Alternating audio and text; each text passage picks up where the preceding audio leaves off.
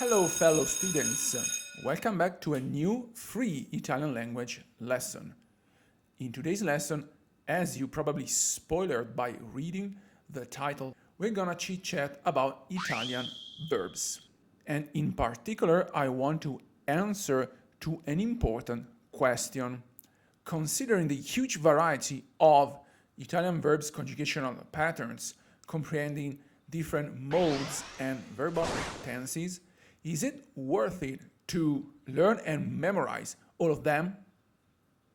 Well, before I'm going to answer to that question, I want to pinpoint one thing that probably I've missed clearing out in my previous videos.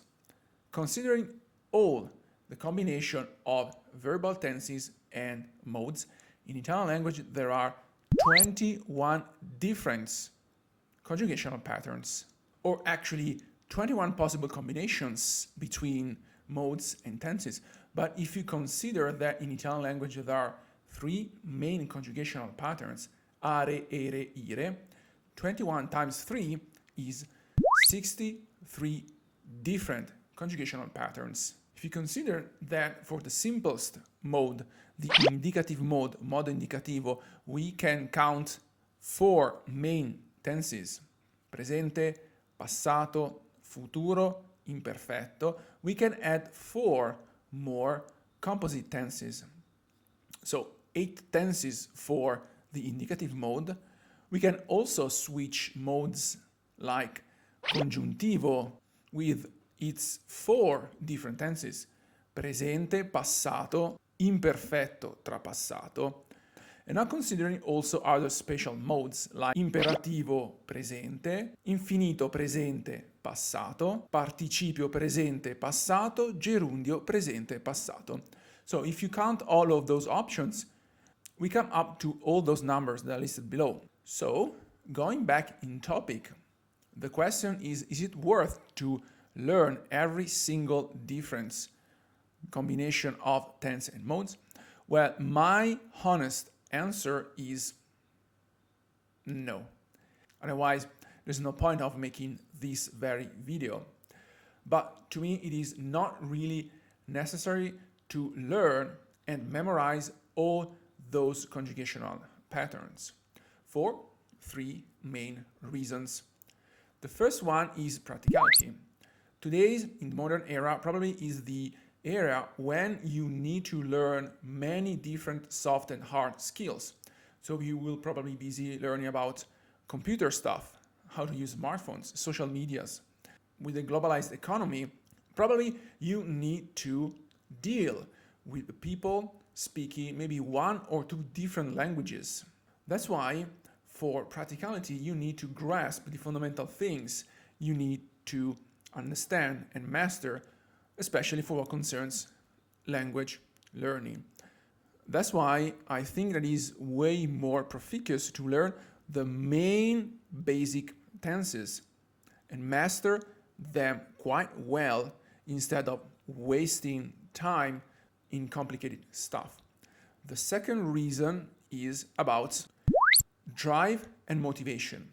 I mean, if you grasp the basics of, in this case, Italian language, but that worth for any other kind of foreign language you want to learn, if you simply grasp the fundamental things to understand what other people are talking about and make you understandable, it will be more pleasant to start talking to native speakers. If you start talking and you see the exchange of ideas, information, and how smoothly maybe you can start to deal with the basics of that language, I assure you that the motivation and the will to improve in that language will spike up. And third reason is because also Italian native speakers will definitely use 2, 3 tops different modes to conjugate verbs in especially spoken Italian. So for me it would be very hypocritical to say that you must learn all these 63 different conjugational patterns while 90% of Italians won't use them at all in spoken Italian.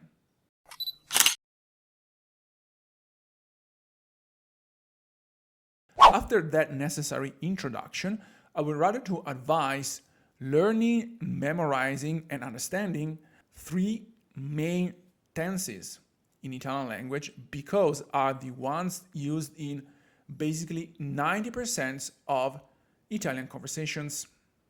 Needless to say, we are going to tap into the indicative mode, modo indicativo. Why?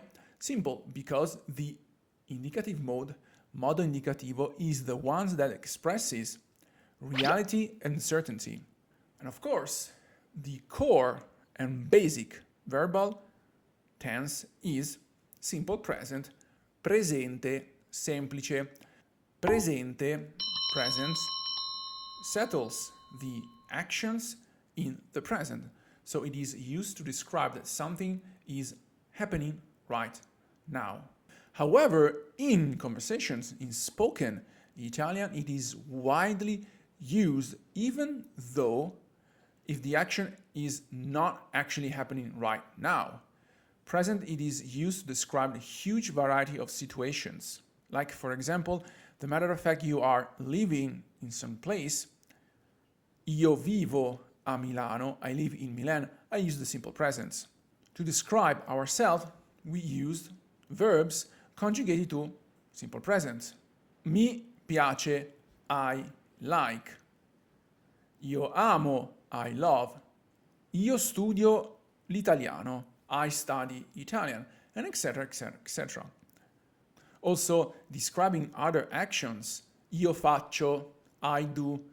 I see, io vedo. I work, io lavoro. Often, we're going to use presente semplice. The second important tense is, of course, simple past. For English, for Italian, it is passato, passato remoto.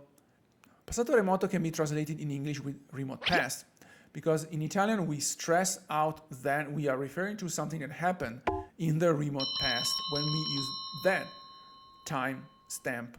However, the passato prossimo comes in handy.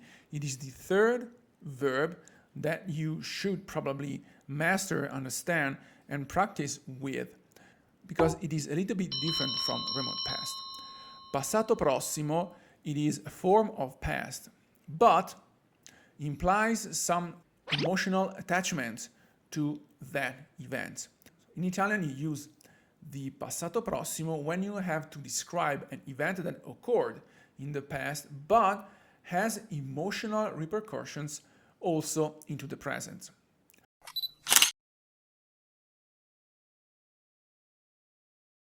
In northern part of Italy, passato prossimo, it is used to describe actions happened in the past, regardless there is or not the emotional attachment. It is a matter of fact of culture that for northern Italians, there are going to be two different tenses. The simple present, presente semplice, to describe actions happening in the present, or to describe ourselves, our emotions. And passato prossimo, used to describe actions happened in the past. For southern Italians, instead will actually use simple present, but passato remoto, remote past, to indicate actions happened in the past, again, regardless the emotional attachments. With what? One additional tip? Well, if you want to be more fluent in Italian, you can start to address to simple future, futuro semplice, as the tense. It is a tense that refers to the future. So if you're going to describe something that you're gonna do or will happen in the future, you can use simple future, futuro semplice. However, again, if you want to keep it simple, you can use presente semplice. Domani io lavorerò. Tomorrow I will work. But colloquially, you can say domani lavoro. Tomorrow I work. In Italian language, makes perfectly sense because you first, with the adverb, you determine when the action is gonna take place, Italians won't pay attention exactly to which kind of tense you're gonna use after. Soon enough, I'm gonna cover also the future tense. It is really simple, but it's worth knowing how it works. Students, class is dismissed. Remember, hit the like button and subscribe to my channel if you haven't done yet. But most important, remember, speak like a genius. Bye bye.